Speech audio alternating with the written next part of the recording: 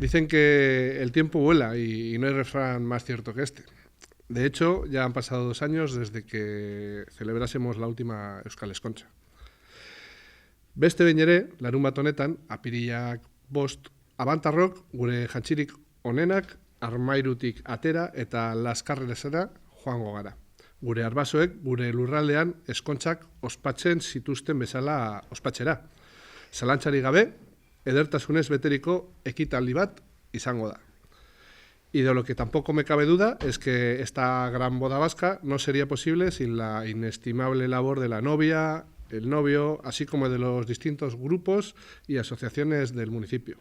De modo que eskerrik asko por continuar siendo unos y unas maestras de ceremonias incomparables.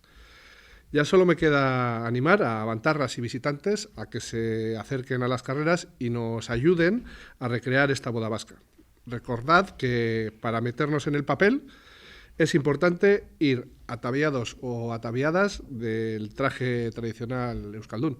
Larunbat honetan, apirilak 5ean, Euskal Eskontzarekin hasiko gara goizeko 12etan, eskongaiak beren etxetatik aterako dira, neskatoa putxetatik eta mutila murrietatik.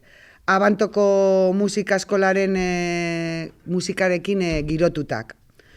Ondoren, 12 ailegatuko dira La Trinidad plazara. Bertan, dotea irakurriko da, ondoren abantoko musika eskolak harrera egingo die, eskongaiei, eta dotea irakurri ostean, izango ditugu Azkartze Izuziko ikasleek abestutako bertso batzuk, eskongaiei, eta ondoren enarak dantza taldea, dantza batzuk eskainiko dizkiete. Pizka bat gerozeago, ordu batetan, gutxi gora bera, bikotea San Pedro Apostol Elizan eskonduko da, eta hori izango dugu Otxote Muñatones eta Las Carrerasko San Pedro 24 koral mistoak mesa alaituko digutenak. Bukatzerakoan, berriro enarak taldeak dantzaskainia egingo die eskonberriei. Ordu bilak 4 gutxiagotan, trikipotea izango dugu Aritxalde plazan, eskonberrien ohorean, eta abantoko musika eskolaren trikigiarekin musikak girotua.